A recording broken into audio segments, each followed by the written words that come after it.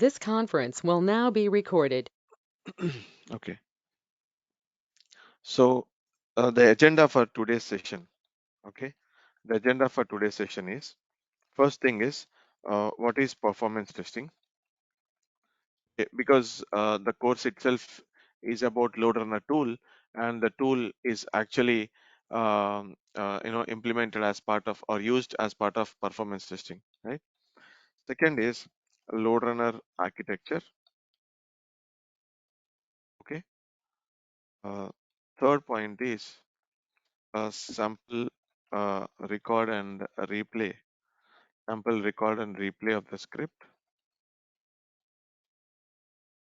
Okay. Then a LoadRunner course content,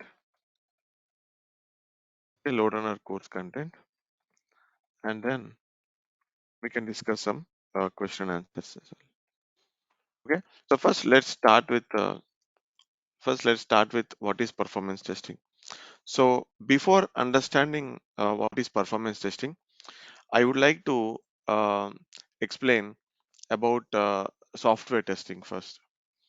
So in IT industry, okay, there is something called a testing phase, okay, where the testers uh, generally validate or verify the functionality whatever the developers have developed.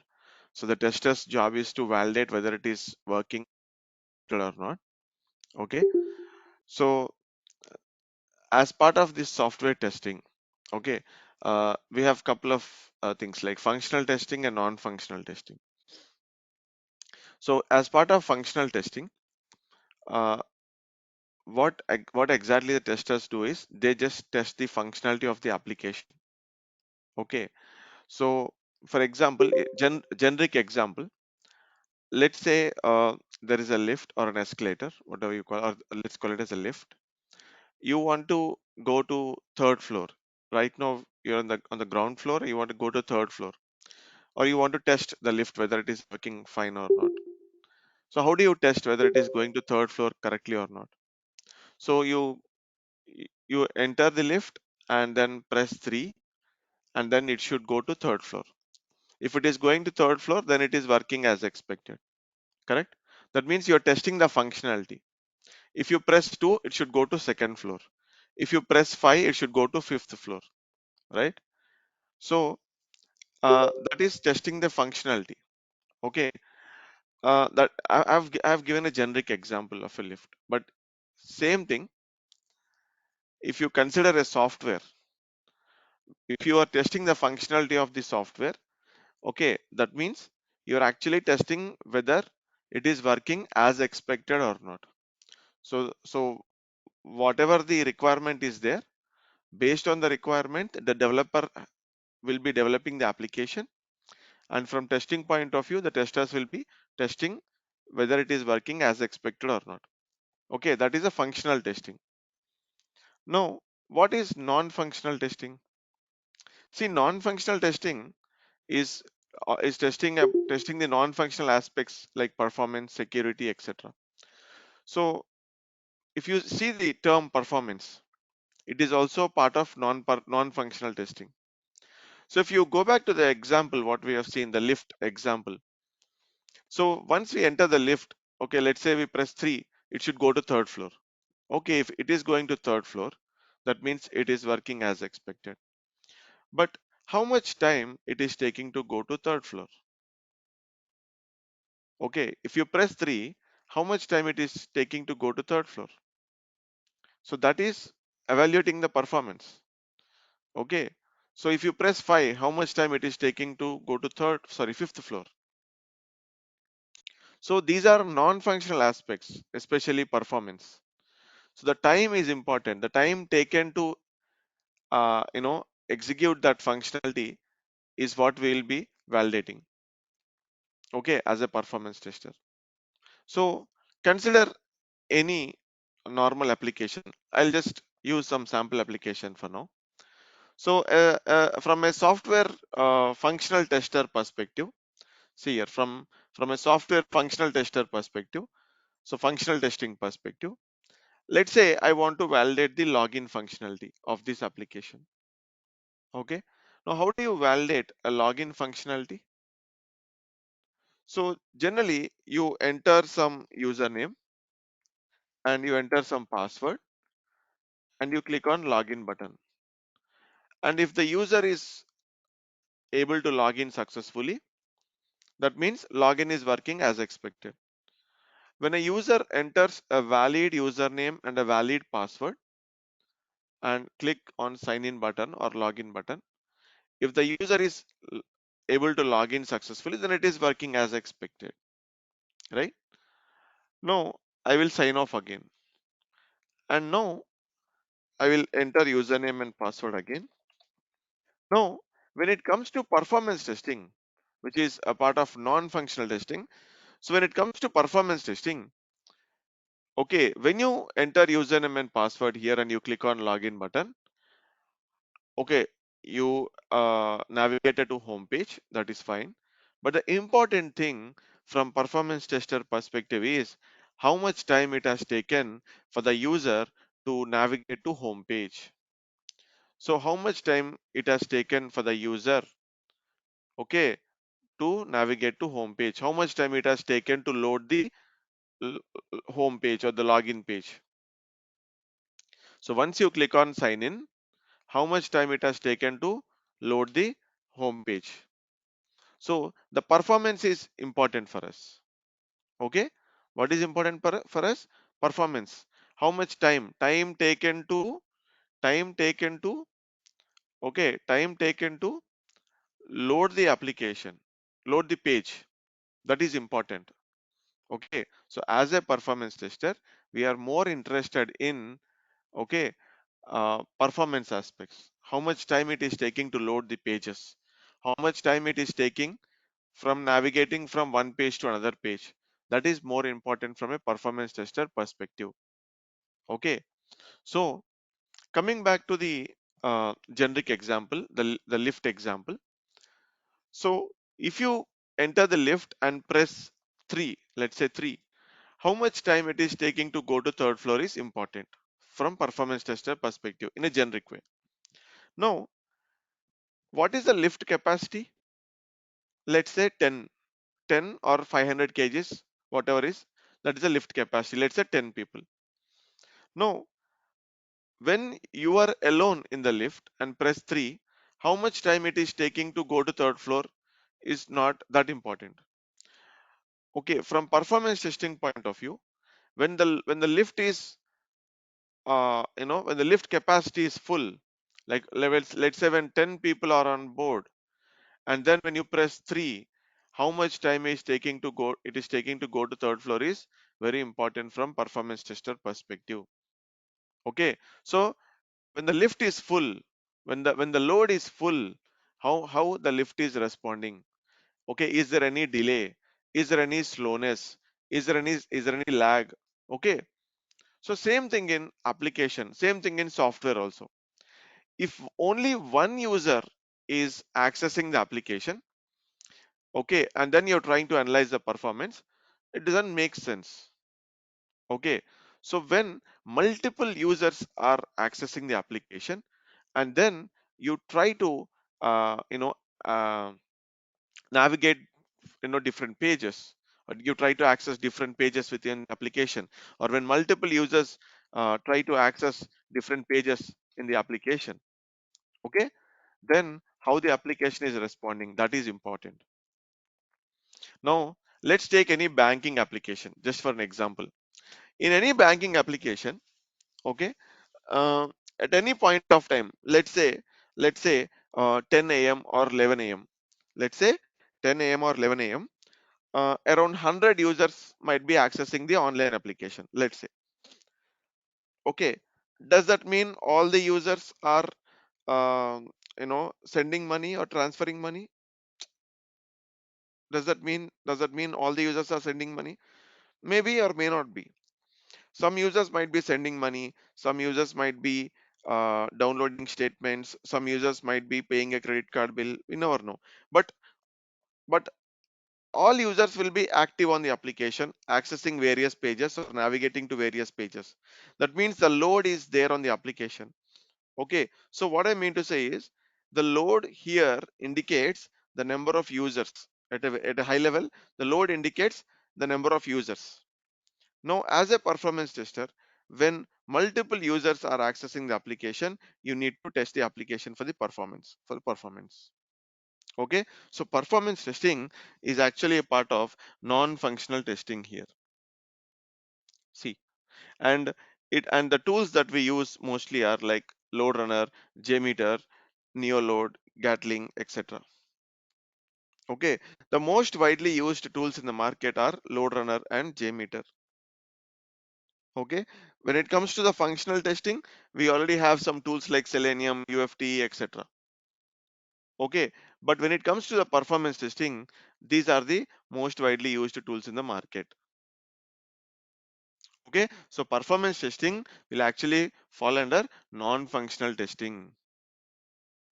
Okay, we mainly focus on the performance of the application, how much time it is taking to navigate from one page to another page, how much time it is taking to load the entire page. All these things are actually part of our performance testing job. Okay, now I will be writing a generic definition of a performance testing. Okay, let me write a generic definition so that it will be easy for you. So, checking the performance of an application, checking the performance of an application by applying some load. Okay, so without applying load, that it doesn't make sense. As I said earlier, if you want to test the performance of a lift, okay, you need to check with full load, like max 10 people, like that. So if you don't apply load, it doesn't make sense. If only one user is accessing the lift, it doesn't make sense. If only one user is accessing the software application, it doesn't make sense, right? Whatever the application you take, you use, okay, at any point of time, multiple users will be accessing it. You're not the only user who is accessing the application, right? There will be multiple users. Okay, so load here indicates a number of users. So in general, it's not a textbook definition. I have written a generic text. Okay, checking the performance of an application by applying load. Okay, performance testing is nothing but checking the performance of an application by applying some load. How much load we need to apply and test, all that stuff we'll discuss later. Okay, now, um, did you understand the difference between functional testing and non-functional testing? Or did you understand why performance testing is coming under non-functional testing? Because the primary focus will be on the performance aspect, not the functionality. The functionality will be tested by the manual testing team. Okay, so we as a performance testers should focus on the performance aspects. Okay, so that is a generic definition of performance testing. We will discuss in detail in our upcoming sessions as well. Now, why performance testing is important? Now, why do we have performance testing jobs in the market? Why it is important? Because without performance testing, the applications may not survive. Okay, so the applications uh, might, okay, or might go down in flames. I mean, it can fail completely, right? So I don't know how many of you remember. I think in the year 2013 or 14, one of the e-commerce application, they announced a big sale. I think it's for the first time, I guess, in 2013 or 12. I don't remember the year. But when they announced a big sale for the first time, okay, one of the e-commerce application. So on that particular day, like let's say a big sale started at 12 p.m. Okay, they plan to start at 12 p.m. on that day. So at 12 p.m., because it's a big sale, okay, more number of people access that application just to see what are the different offers we have, and what kind of offers they are giving and all that stuff. And then suddenly the application did not respond. The application, in a way, it crashed. It did not respond because too many users logged in, or too many users are accessing the application. See, in a normal day, let's say 1,000 users are accessing the application. Let's say on that particular day, because it's a big sale, like almost like 25, 30,000, 40,000 users accessed. Then what happened? Because more number of users access the application, there was some issue with the performance, and because of which the application freezed and did not respond at kind of crash. Okay, so why that happened? Because probably that application or the application was not tested, okay, with huge number of load or huge number of users. Maybe they have tested with just 10,000 users or 20,000 users. They might not have tested with 50,000 load. So they should expect the load. They should think like, okay, how many use, I mean they should come up with a formula like how many users might access our application on big sale, and then they have to test the performance for it with that particular load. And then and then if your application is able to withstand the amount of load, then okay, then it can be sent, or then it can be used live, okay, with like a big sale kind of thing. And actually from next year onwards, I think the application never freezed or crashed, I guess, because they are taking care of it. So it's not only about that. Every application which is being used, okay, by the users needs to be tested for performance, because if the performance is poor, then the users will switch to some other application. See, I'm using one email, let's say some xyz email I'm using. I'm trying to attach, I'm trying to add some attachments, and it is taking so much time to add all those attachments. I can see for one time, two time, three times.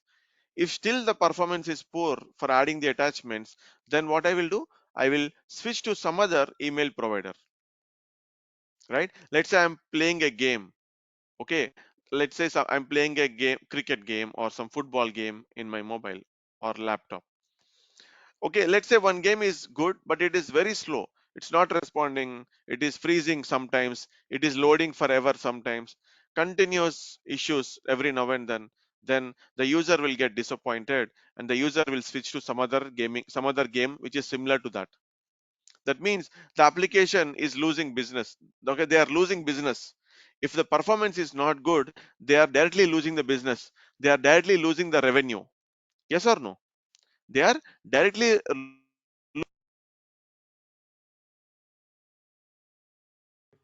testing is not done, then okay, if performance testing is not done, then it might directly impact the revenue of the okay, of the application business. Okay, so that's the reason performance testing is very, very important. See, I mentioned that point here also. See, if performance testing, okay, if performance testing is not conducted, then applications might face problems like slowness, pages loading forever, inconsistency, and further may result in business loss also. Okay, so I explained in multiple points, like here I've given multiple examples, like why a user can switch from one application to another application. If the user is not happy with the performance, if it is very slow, if it's not responding, then users will switch, which will eventually result in business loss. Agree? Everyone agree? Okay, so while doing performance testing, our focus will be to find performance bottlenecks. See, bottleneck is nothing but a issue. Okay, our primary focus should be identifying the performance issues. Okay, in performance testing terminology, instead of issues we call it as bottleneck. Okay, any questions? Did you guys understand the difference between functional testing and non-functional testing, and why performance testing is important? Okay, so we completed this what is performance testing in a very generic way. Okay, but in detail you'll understand it again in our upcoming sessions. So I can wait for 1 or 2 minutes, and then you know uh, move on with the next points in the agenda. If you have any questions you want to ask, you can ask right now, or else you can make a note of it and we can discuss at the end also. Okay, now there are the various tools in the market like LoadRunner, JMeter, as I said, LoadRunner, uh, Okay, LoadRunner.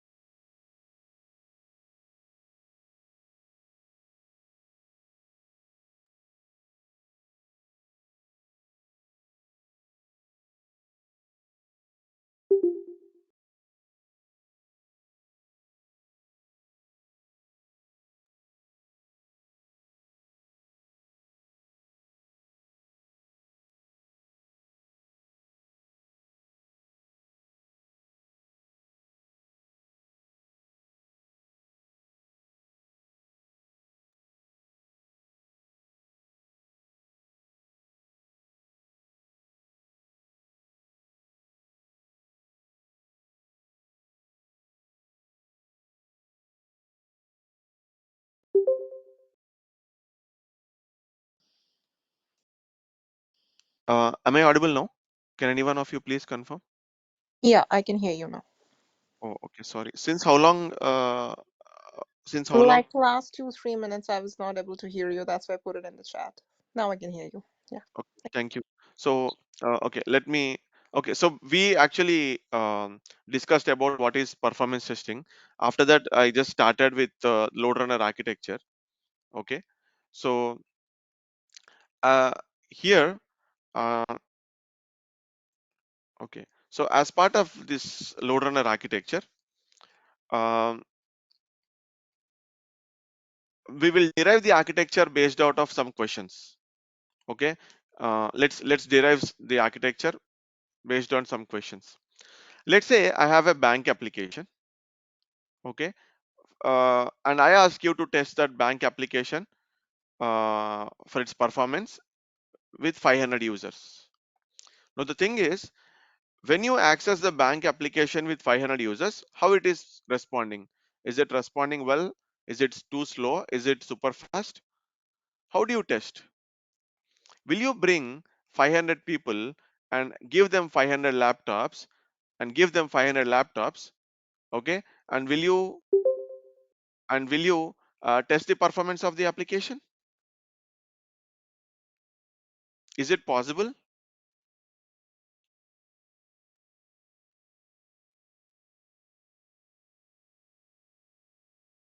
Is it possible to test like that? No, it should be through a server and the API gateway. See, the thing is, maybe you can get 500 people and give them 500 laptops and ask them to access the bank application and navigate between different pages and so on. Now, what if I ask you to test it with 5,000 users? Will you bring 5,000 people and assign them 5,000 laptops and ask them to log in so that we can analyze performance? No, it's not possible. So there should be, okay, so there should be a component, okay, there should be a component, okay, or there is a component called load generator, which is primarily responsible for generating or simulating virtual users. Instead of bringing the real users, okay, and assigning them laptops and all that stuff, so what this component is doing is it is simulating or generating virtual users for us, and these virtual users will actually perform tasks, okay, like clicking a link, clicking a button, entering some text and so on.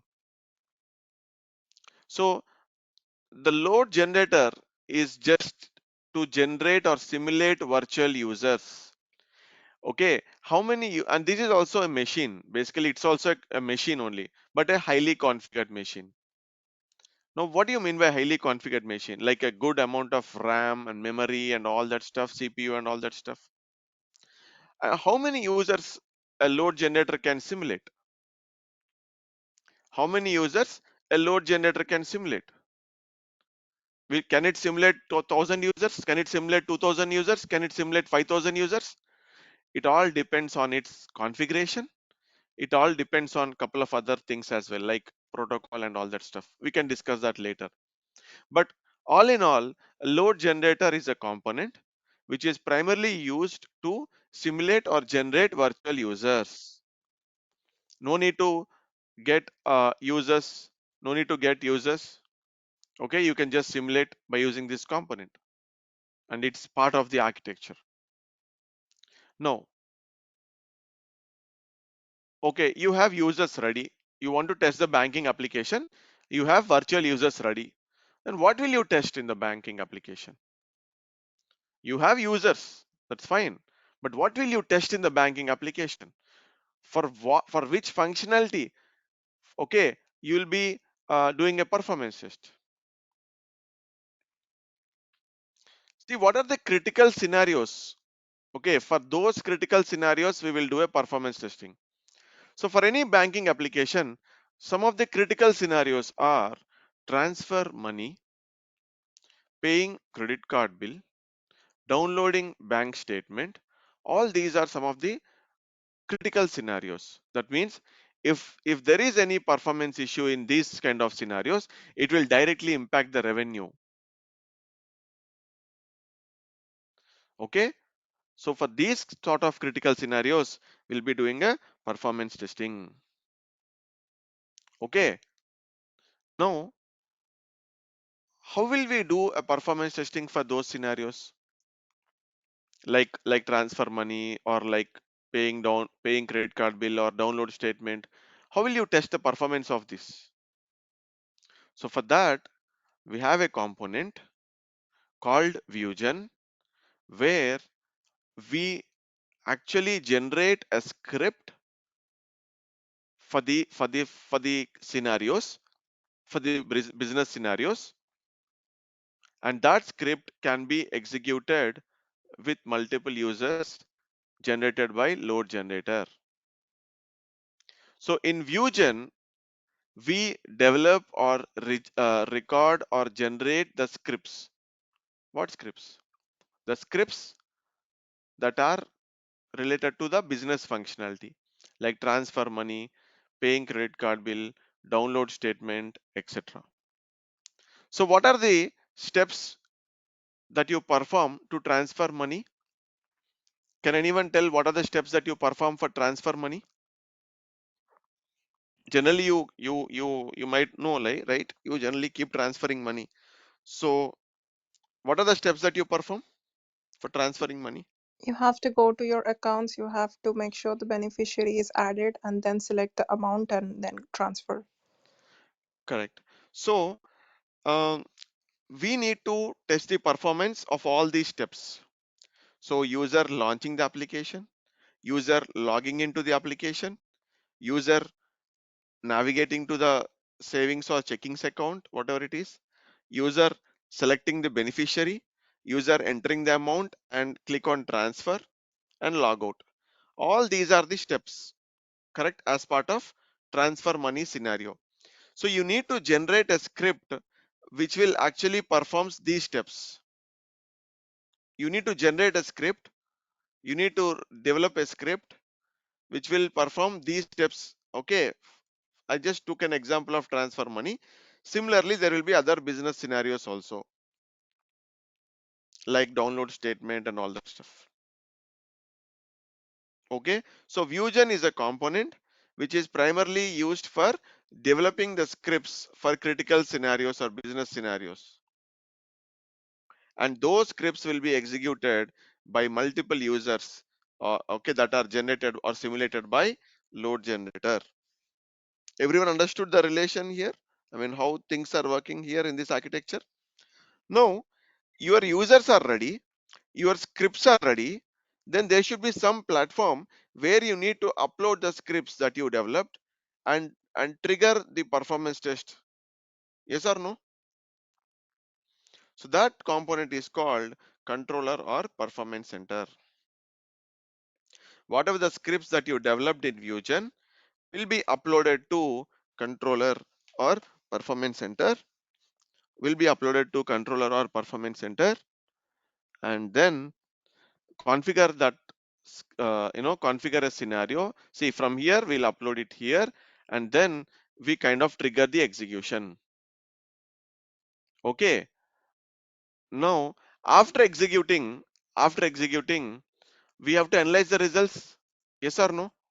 So for analyzing the results we have a component called analysis. For analyzing the results we have a component called analysis. Okay, so what are the important components? Load generator, which will simulate or generate virtual users. Vusion, which is used to record or generate the scripts.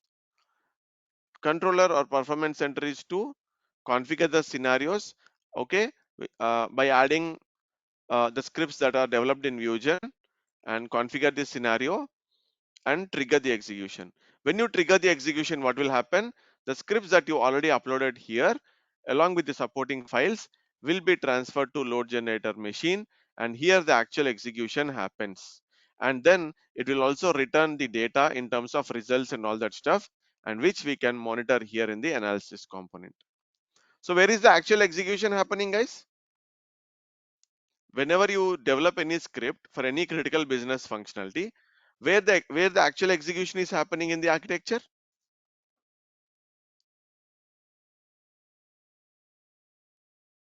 Where is the exact execution happening? In controller or Controller load is generator machine? controller. No, load generator machine. That's what I told. So whatever the scripts that you developed, that will be uploaded to controller, okay, to trigger the execution. Just a trigger, like, click a start button. That's it. Now, when you click a start button, what will happen? All the scripts that you uploaded here will be transferred to load generator machine, and the actual execution happens here because the scripts that you developed, right? The scripts that you developed, right? That scripts, okay, the scripts that you developed, right? That scripts needs to be executed with multiple users. Now, which component is generating multiple users? Load generator is generating the users, virtual users. That's the reason whatever the scripts we upload here in controller will be transferred to load generator. Okay, and here the actual execution happens with multiple users. And then in return, the data will be transferred again, okay, for further analysis, for the results and all that stuff. So there is something called agent process, okay, which is again a subcomponent kind of thing, which will take care of the data transfer between controller and load generator machine. Okay, agent process will actually take care of the data transfer between controller and load generator machine. Okay, so all the scripts that you upload here, okay, from Vusion, whatever the scripts that you upload here, okay, and with all the supporting files will be transferred to load generator machine, and here the actual execution happens because the users are simulated here. Everyone agree? And which component, which subcomponent or which process is taking care of it? Agent process. It will take care of the data transfer between these components, and finally the results will be analyzed here. Everyone understood the architecture in simple terms? We'll discuss again in detail. I'll show you practically why I said execution is happening here. I'll prove it practically, okay, in our upcoming sessions. Any questions in this architecture diagram? It's a simple architecture diagram. There is no complexity actually. So each component has its own importance, and each component does its own task. Easy, simple and easy. Okay. Now, assuming that you understood architecture diagram, you can actually uh, make a note of you can actually make a note of the questions if okay, and then we can discuss at the end as well, no problem.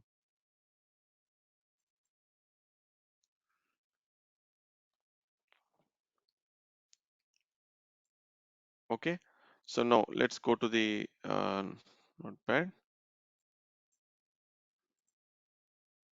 One second. Okay, so did you understand the first 2 points? Any questions?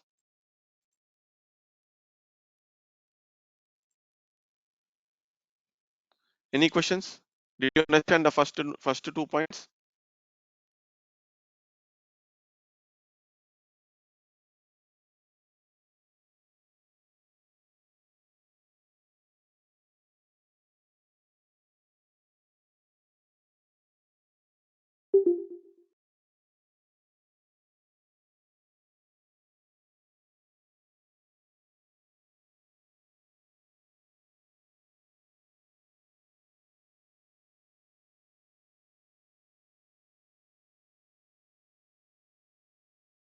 We are good.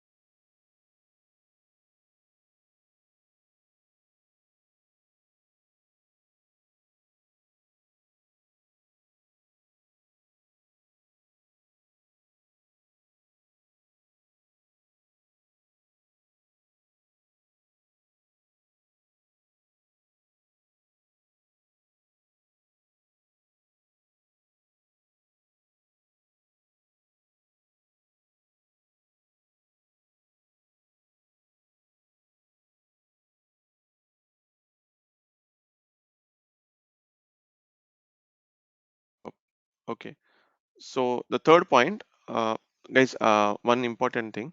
So whenever I mean, actually, there will not be any audio issues for sure, generally, but sometimes an exception, very rarely.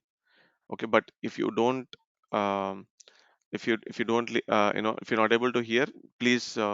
ping me immediately. Okay, I'm sorry for that, but generally it won't happen daily, very rarely, like once in 5 months, 6 months, sometimes due to some network issues, unexpected ones. Okay, so now we understood the load runner architecture, right? So now I'm going to the third point: sample, record, and replay of the script. Now, can you tell me which component is used for recording and generating the script? Anyone? Vugan? Yeah. So Fusion is a component which is used. So just launch that component. How do you launch it? So once you install LoadRunner, this component is also installed. So you just need to search for it and launch it, or the icon will be automatically displayed on your desktop as well. For now, I'm just searching that component name and launching that component. See, it is launching Vugen, which is responsible or which is used for recording the scripts or developing the scripts. Okay, so now I'm okay. We'll discuss this tool in detail because this is a tool that we'll be working on. Okay, in all the upcoming sessions. So, file, new script and solution. This is just for today. File, new script and solution. I'm going to create a new script. Okay, but what I'm going to do now is using this tool. This is the application, right, which I showed you earlier. So I'm going to record this application for few steps. Like I'm going to launch the application, and then I'm going to log into the application, and then I'm going to log out of the application. So these three steps I'm going to record. Okay. Now let's see how to record and replay. So here uh, we have to select a protocol. Okay, we'll discuss this why I'm selecting this web HTTP HTML. Now what I'm going to do is I'm going to save it somewhere. So I just clicked on those three dots. Okay, I just clicked on those three dots. Sorry, where is it? Okay, so I'm just gonna click on those three dots. So here I just mentioned.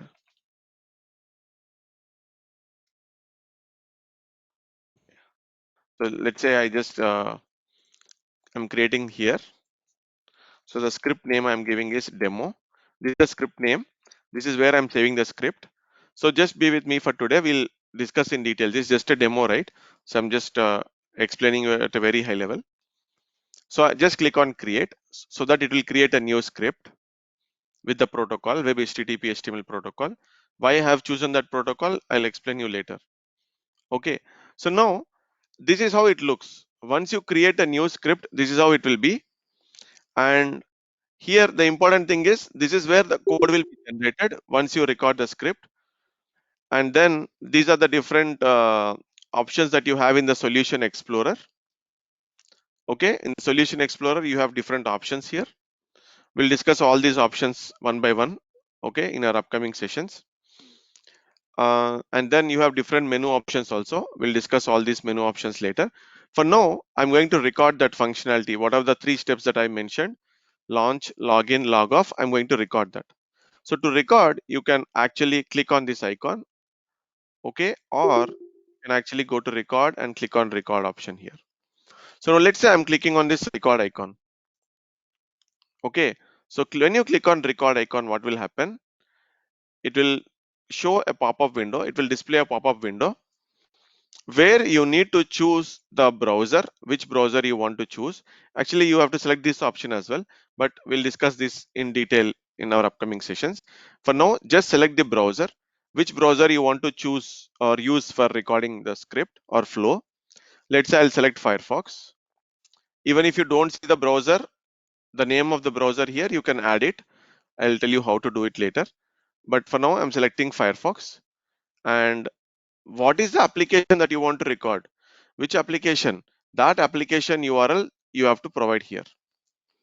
You have to enter that URL here and then just click on start recording. What will happen when you click on start recording? When I click on start recording, this Mozilla Firefox browser will be launched with this given URL. Okay, Mozilla Firefox will be launched with this given URL. Okay, see, now I'm clicking on start recording and then you can immediately see a Firefox browser being launched and the application URL. Okay, the application URL also opening. See, just wait for a few seconds. You will see Firefox launch. See, Firefox launched, and then you will see navigating to the URL which I, which we are using for our demo purpose, the web tours application. See, it is navigating to the application URL. See, it only automatically launched the application as well. Now, the important thing here is this mobile window.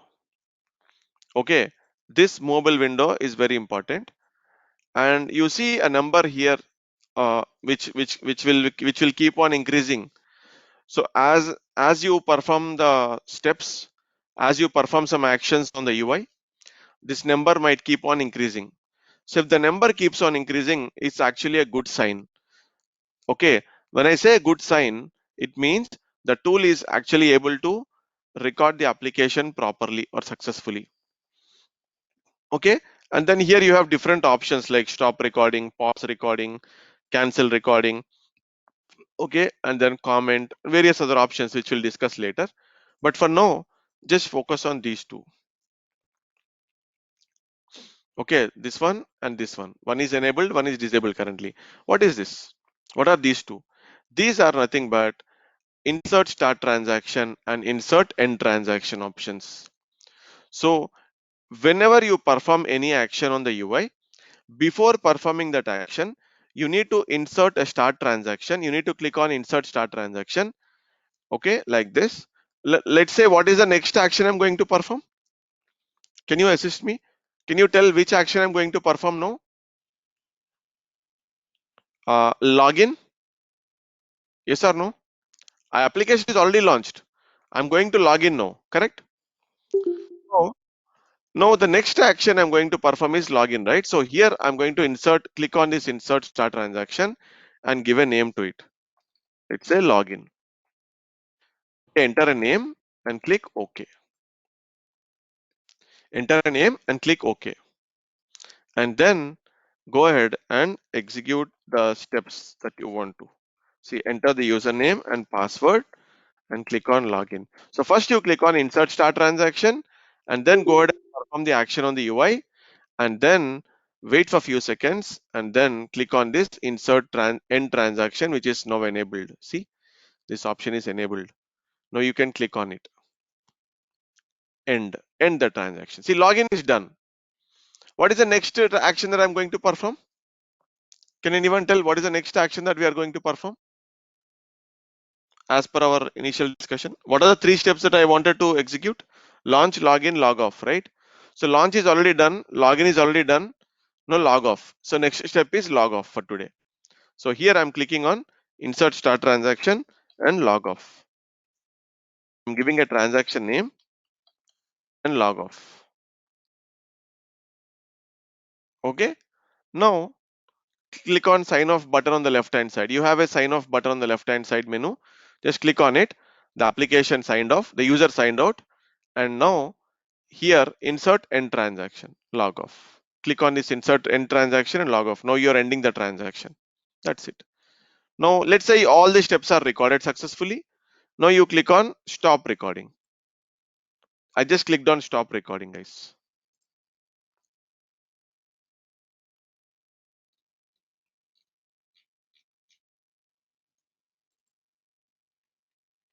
See, the script got generated. The script got generated.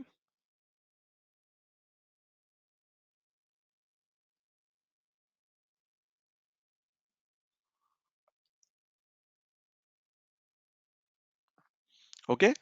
Now go to the action here. There is something called action. Okay. Now see here, the script got generated. How many lines of code approximately? Some 50 lines of code got generated. Some 50 lines of code got generated. See. Now, what if you see line number 18? What it is saying? LR start transaction login. It is saying LR start transaction login. So how this code generated? How this line got generated? You remember there was a mobile window. I clicked on insert start transaction. Yes. So when I clicked on that, it generated this piece of code. If you see line number 37, it says LR end transaction login. That means here we are ending login. Here we are starting login. Here we ended login. In between, whatever you have, that piece of code is the actual code that belongs to login functionality. How can you cross verify? See the username and password that we entered. If you see line number 41, here we are starting LR start transaction log off. And if you see line number 53, we are seeing LR end transaction log off. In between, whatever you see, that code is related to log off, right? So this is actually log off. Now this is actually login. And what is this, by the way? What is this request? Can anyone tell what is this request before login? Launching the URL. Yeah, it's launching the application. But if you see properly, there is no start transaction nor end transaction for launch. The reason is even before the mobile window appeared, the application already launched. See, I clicked on this record icon, okay, and I clicked on start recording, and immediately this browser launched with this URL. And then the mobile window actually appeared.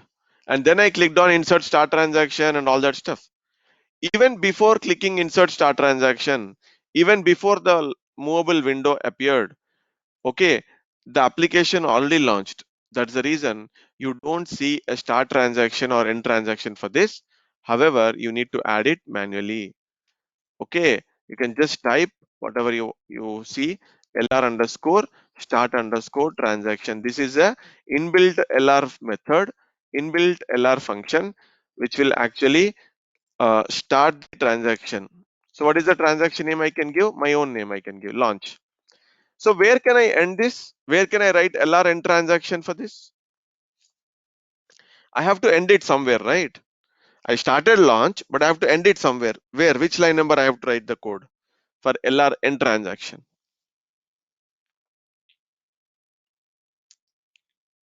Which line number I have to enter the code for LR? I mean, which line number I need to write LR end transaction for launch? Anyone? By looking at the other two transactions below, you should be able to tell. See, login started here, ended here, right? So something similar. Okay, launch actually will login actually starts after launch, right? So that means launch should end somewhere here. Yes or no? Launch should end somewhere here. Okay, and here you need to give the name of the transaction and just write LR auto as per the syntax. I'll tell you what is LR auto later. So you see, this is launch transaction, this is login transaction, this is logout transaction. Did you understand at least 25% of the script? How, I mean, when I say 25%, did you at least understand how these transactions are coming up in the script, Yes. right? So now the script is actually recorded, is actually generated. So some applications you don't need to do any customization. Some applications you need to do some minimal customization. So what are the things that you need to learn to do some script customization or enhancement so that the script will run multiple times or n number of times with multiple users? So we'll see that later. But for now, what I'm going to do is I'm going to replay the same script. So whatever I recorded, I'm going to replay it. See how do you replay? See, actually, there is a play button over here. The replay, there is a play button over here, replay button. Just click on it. For today, just click on it. See, it is actually replaying the script and it will give you some result. See, the execution completed. See here, it gave you some result saying that the whole script is passed. Launch, login, log off. These are the three transactions. Launch has taken 0.48 seconds. Login has taken 0.124 seconds. Log off has taken 0.232 seconds. So how much time it has taken for launch separately, login separately, log off separately? Anyone? Everyone understood? What exactly the information it is giving to us at a high level? How much time, when you replay the script, how much time it is taking? Understood? So this is just a very, very, very basic input for the tool. There's a lot more to learn, which we'll cover in our upcoming sessions. But for now, I just wanted to show some practical uh, steps, like how we generally record the script. So hope you understood like how to record a simple and script and replay it. Okay, any questions before I move to the course content quickly? Can you show once how to replay that summary? Okay, you just need to click on this replay button. So be on the script, I mean, go to the action, and here you have this replay button. Okay, so again, I'll take one more practical demo session sometime this week. We can revisit all these steps again. We can go through all these steps again in detail. Okay, so I mean, because it's just a demo session, I just wanted to uh, give a look and feel of the tool, the scripting tool, the scripting component that we use. Okay, so it's not very complex to learn. It's very easy tool to learn, no problem. Okay, even guys coming from non-IT will be able to grasp it easily. Okay, now we completed these 3 points. Let's go to the course content. I have a document. So here, this course is from basic to advanced. Okay, so when I say basic to advanced, even the guys coming from non-IT should be able to learn. Learn and understand things from very basics to advanced levels. That's the reason I mentioned the course as LoadRunner Basic to Advanced. Okay, so when I say advanced, after completing the course, you should be able to gain at least like 4 to 5 years of experience, working experience on this. Even though you might not have worked on it earlier, but what I can assure you is that, like, with good amount of practice and good amount of time that you spend on the practicing the tool. Okay, if you spend like if you learn for like 1.5 2 months, you should be able to gain at least 3 to 5 years of experience on this tool. Okay, now the course will actually start with basics, introduction to performance testing, its life cycle, and introduction to the tool, installation, and how do we record and replay various features, some good scripting techniques, see best scripting practices, naming conventions. Okay, inbuilt understanding inbuilt functions, any debugging options, all this stuff, and then runtime settings. Okay, this is also a part of the tool. So how you, I mean, if you want to replay, you need to enable some runtime settings and all. We'll see what are those settings and all those stuff, and then different ways of recording, checkpoints. And checkpoints is nothing but validations. Like, I don't know how many of you know some other terms like assertions. So checkpoints is equal to assertions only. Okay, and now this is very important. Now everyone will might have some question, some confusing question, like how much of scripting or how much of coding is required to learn this tool. I can say that you need to learn the very basics of at least C language. Okay, now you know, nobody should get afraid, like, hey, C language, oh, that, no, don't think too much. Okay, no need to think too advanced or too much. It's very basics, like what is variable, data types, if statements, loops. That's it. If you learn these concepts, the basic concepts of programming language, the C language, in our course. It will really help you to customize your script or enhance your script. It will improve your thought process. The same concepts are implemented in other tools also, like Java, .NET, Python, whatever it is, wherever you go. The concepts are same, but the syntax is different. But we don't need to learn too much. Okay, we hardly cover like 3 to 4 sessions. That's it. Okay, so that's the very basics. So little bit of basic coding knowledge is required for this. Then inbuilt functions, C language functions, LoadRunner functions, other important C language things, real-time challenges, interview questions. Okay, and then some important concepts like correlation. Okay, and then parameterization. Okay, parameterization is nothing but like data usage, like different sets of test data. Okay, and then controller is for like uploading the scripts and trigger the execution, configuring a scenario, triggering execution, and all that stuff.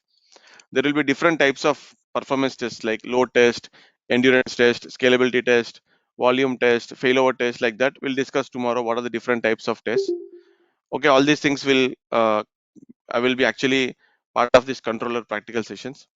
And then analysis. How do you analyze the results? See the analysis, understanding various graphs, okay, various metrics, and provide our inputs to client, whether performance improved or performance degraded, or the application did well or application was performed poor. Okay, we have to provide our inputs to client. So without analysis we cannot do that. So analysis is also very, very important. And then some additional concepts like virtual table server, scripting practice on multiple applications. How do you provide all your inputs in an email to client? Generally you draft an email to client with all your observations and concerns, right? So that's thing. And then interview question answers, couple of sessions, and then some additional bonus topics like some fiddler, har file scripting, APM tools like AppDynamics, Dynatrace. Okay, and then some basics of Jenkins and how do you trigger a local scenario from Jenkins. One session on true client protocol, some information about heap dumps and thread dumps, load balancer algorithms, and all that stuff. These are all bonus topics which are actually outside of LoadRunner tool, but I want my participants to have some understanding about these tools and concepts so that they can it will be helpful for their interview process. Okay, so this is a, course content for this. Okay, and actually um, this course, uh, the total duration I can say around 40 sessions. Okay, plus 40 live sessions plus few recorded sessions. Okay, and few recorded sessions. So daily same time, 8 a.m. IST to 9 a.m. IST, 10:30 p.m. EST to 11:30 p.m. EST. Okay, so the regular sessions will commence from tomorrow. uh, so if you have any questions you can ask me now. Oh, let me check the chat if you have any, if someone has put some questions in the chat window. Any questions? So that Vugan script only it can be done using C, not like Java or any other language. It can be done through JavaScript as well, but the thing is JavaScript was recently introduced, and the reason why we choose C language is it's been it's been there since ages, and for Mm-hmm. all the problems or the scripting challenges that we have are already resolved in with C language as a supporting language, with C as a supporting language. So if you go to any social media platforms or any other learning platforms or any browse any platforms for some problems in LoadRunner, you'll always get a solution for this C language as a supporting language. Okay, so and also is still now more than 90% of the projects are still continuing with C language as a supporting language still. Okay, Mm-hmm. so I recommend to go with the C language, and whoever has interest in learning you JavaScript separately, outside of LoadRunner tool, if you are interested to learn JavaScript, you learn JavaScript on your own and you can use it here as well. That's no problem. So what I can say is it will support both C language and JavaScript. Okay. Thank you.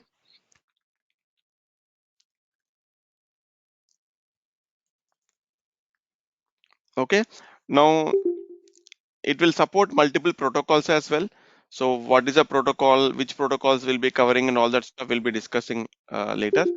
And also one more important thing is every day the sessions will be recorded, and the recorded sessions will be sent will be shared on day-to-day basis, and the access for you will be there. Okay. You can log in anytime in future as well, and you can go through the recorded sessions again and again. Only weekdays, no weekends. So Saturday, Sunday, you can utilize it for scripting practice. And from Monday to Friday, we'll have regular sessions. Okay. I mean, for Indian participants. For US participants, sessions will be from Sunday to Thursday. Okay. 10:30 EST to 10:30 p.m. EST to 11:30 p.m. EST.